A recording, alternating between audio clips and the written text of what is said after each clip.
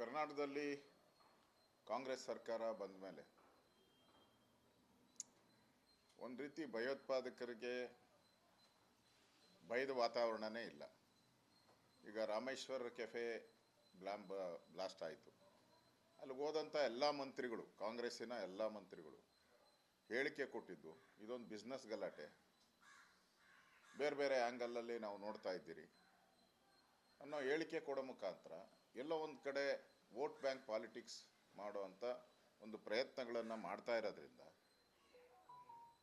ಈ ಥರ ಭಯೋತ್ಪಾದನಾ ಚಟುವಟಿಕೆಗಳು,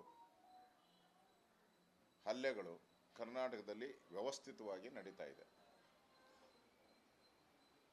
ಅವರು ರಾಮೇಶ್ವರಂ ಕೆಫೆ ಬದಲಾಗಿ BJP ಕಚೇರಿಯಲ್ಲೇ ಬಾಂಬ್ ಬ್ಲಾಸ್ಟ್ ಮಾಡಬೇಕು ಅಯೋಧ್ಯೆ ರಾಮ ಮಂದಿರದ ಉದ್ಘಾಟನಾ ಸಮಾರಂಭದಲ್ಲಿ ಅನ್ನೋದು ಅವ್ರದ್ದು ಮಾಡಿರೋಂಥ ಹುನ್ನಾರ ಸಂಚು ಈಗ ಬಟಾ ಬಯಲಾಗಿದೆ. ಅಂದರೆ ಟಾರ್ಗೆಟ್ ಯಾರು? ಹಿಂದೂಗಳು ಟಾರ್ಗೆಟು. ಹಿಂದೂಗಳ ಟಾರ್ಗೆಟ್ ಮಾಡೋ ಮುಖಾಂತರ ಈ ರಾಜ್ಯದಲ್ಲಿ ವಿಶೇಷವಾಗಿ ಬೆಂಗಳೂರು ಐಟಿ ಹಬ್ಬು, ಇಲ್ಲಿ ಭಯದ ವಾತಾವರಣ ಸೃಷ್ಟಿ ಮಾಡೋದ್ರಿಂದ ಇಲ್ಲಿ ಆಗ್ತಕ್ಕಂಥ ಬಿಸ್ನೆಸ್ಗೆ, ಆರ್ಥಿಕ ಚಟುವಟಿಕೆಗೆ ಭಂಗ ತರಬೇಕು. ಯಾವ ರೀತಿ ಬಾಂಗ್ಲಾದೇಶದಲ್ಲಿ ಅಜಾಗ್ರತೆಯನ್ನು ಸೃಷ್ಟಿ ಮಾಡಿದ್ರು ಪಾಕಿಸ್ತಾನದ ISI ಅನ್ನೋರು, ಅದೇ ರೀತಿ ಬೆಂಗಳೂರಲ್ಲೂ ಸೃಷ್ಟಿ ಮಾಡಬೇಕು ಅನ್ನೋ ಒಂದು ಹುನ್ನಾರ.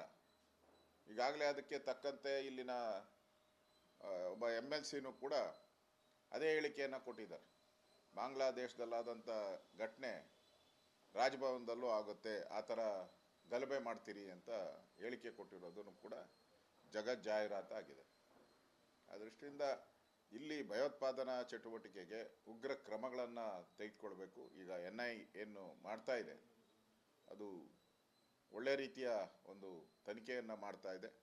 ಇನ್ಯಾರ್ಯಾರು ಈ ಥರ ಉಗ್ರರಿದ್ದಾರೆ, ಸ್ಲೀಪರ್ ಸೆಲ್ಗಳಿದ್ದಾರೆ ಮತ್ತು ಬಾಂಗ್ಲಾದೇಶದಿಂದ ನಿರಂತರವಾಗಿ ಬೆಂಗಳೂರಿಗೆ ಬರ್ತಾ ಇದ್ದಾರೆ.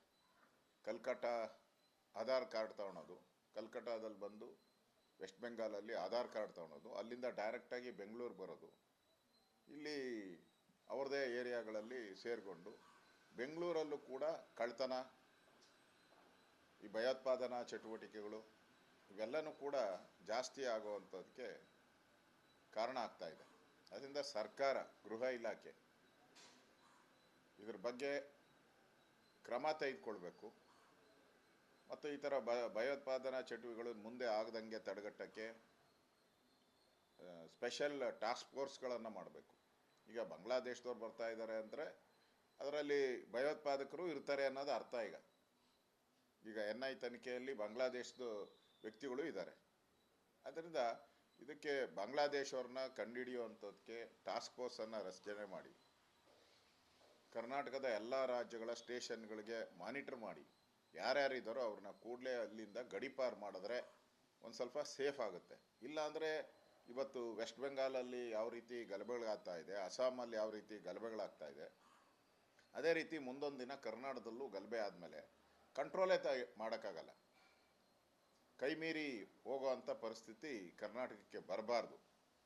ಆದ್ದರಿಂದ ಸರ್ಕಾರಗಳು ಇರುತ್ತೆ, ಹೋಗುತ್ತೆ, ಅಲ್ಲ ಇಲ್ಲಿನ ಜನ, ಇಲ್ಲಿನ ನಾಗರಿಕರ ಒಂದು ಬದುಕು, ಇಲ್ಲಿ ನಾಗರಿಕರ ಒಂದು ಸ್ವಾತಂತ್ರ್ಯ ಯಾವುದೇ ಕಾರಣಕ್ಕೂ ಈ ಭಯೋತ್ಪಾದಕರ ಕೈಗೆ ಹೋಗಬಾರ್ದು ಅನ್ನೋದು ನಮ್ಮ ಸ್ಪಷ್ಟ ನಿಲುವಿದೆ. ಇದನ್ನು ಖಂಡಿಸ್ತೀನಿ.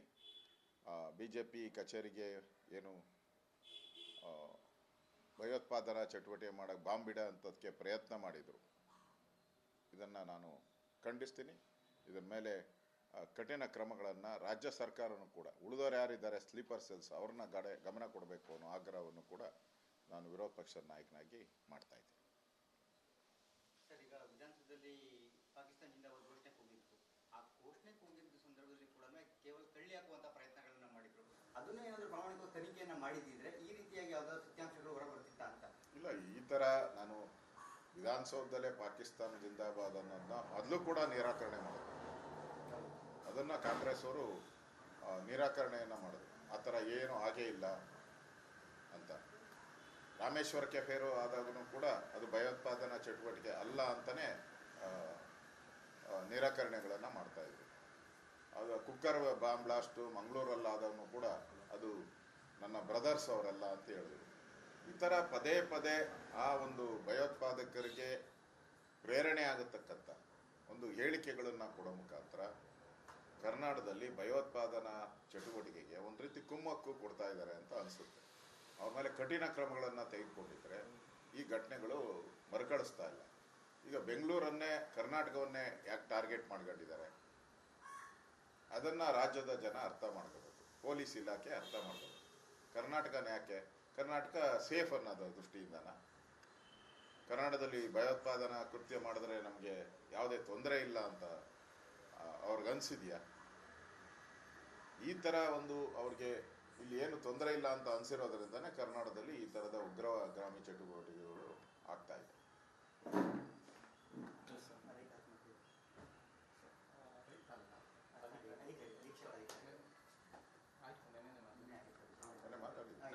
ದೆಹಲಿಗೆ ಮತ್ತೆ ಹೋಗ್ತಾ ಇದ್ದೀರಾ ಸರ್, ಏನು ವಿಶೇಷ ಅಂತ?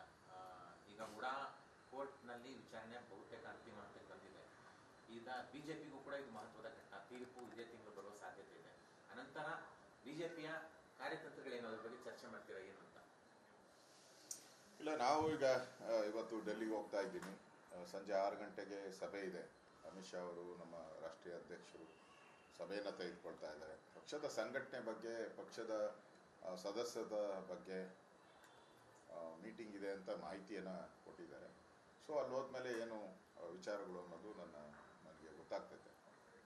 ಸೊ ಒಟ್ಟಾರೆ ಪಾರ್ಟಿಯ ಒಂದು ಬೆಳವಣಿಗೆ ದೃಷ್ಟಿಯಿಂದ ಒಂದು ಸಭೆಯನ್ನು ಕರೆದಿದ್ದಾರೆ. ನಾವು ನಾರಾಯಣ ಸ್ವಾಮಿಯವರು, ನಮ್ಮ ವಿಧಾನ ಪರಿಷತ್ತಿನ ನಾಯಕರು, ವಿಜಯೇಂದ್ರ ಅವರು, ನಾವು ಹೋಗ್ತಾ ಇದ್ದೀವಿ. ಅಲ್ಲಿ ಹೋದ್ಮೇಲೆ ನಿರ್ದಿಷ್ಟವಾಗಿ ಏನು ಸಭೆ ಅನ್ನೋದನ್ನು ನಾನು ತಿಳಿಸ್ತೇನೆ. ಇಲ್ಲ, ಕಳೆದ ಬಾರಿ ಹೋದಾಗ ಎಲ್ಲರನ್ನೂ ನಾನು ಭೇಟಿ ಮಾಡಿ ಬಂದಿದ್ದೀನಿ. ಅಮಿತ್ ಶಾ ಅವ್ರದ್ದು ಭೇಟಿ ಇಲ್ಲೇ ಆಗುತ್ತೆ. ಈಗ ಹೋಗ್ತಾ ಇದ್ದೀನಿ, ಅಮಿತ್ ಶಾ ಅವ್ರ ಭೇಟಿ ಇಲ್ಲೇ ಆಗುತ್ತೆ. ಮೊನ್ನೆನೂ ಕೂಡ ಅಮಿತ್ ಶಾ ಅವ್ರ ಆಫೀಸಿಂದ ಫೋನ್ ಬಂದಿತ್ತು, ಯಾವ ದಿನ ನಿಮಗೆ ಅಪಾಯಿಂಟ್ಮೆಂಟ್ ಬೇಕು ಅನ್ನೋದ್ರ ಬಗ್ಗೆ. ಸೊ ಈಗ ಹೇಗೂ ಹೋಗ್ತಾ ಇದ್ದೀನಿ, ಅಲ್ಲಿ ಭೇಟಿ ಮಾಡ್ತೀನಿ. ಇದ್ರ ಜೊತೆ ಒಂದಷ್ಟು ಚನ್ನಪಟ್ಟಣದ ಟಿಕೆಟ್ ಕೂಡ ಚರ್ಚೆ ಮಾಡಿ ಬಂದಿಲ್ಲ, ಅದು ಫೈನಲ್ ಆಗ್ಬೋದಾ? ನೆನ್ನೆನೂ ಕೂಡ ಯೋಗೇಶ್ವರ್ ಅವರು ಫೋನ್ ಮಾಡಿ ನನ್ನ ಹತ್ರ ಮಾತಾಡಿದ್ದಾರೆ. ಸೊ ನೋಡೋಣ, ಅಲ್ಲಿ ಅವಕಾಶ ಸಿಕ್ಕಿದ್ರೆ ಕುಮಾರಸ್ವಾಮಿ ಅವರನ್ನು ಮತ್ತು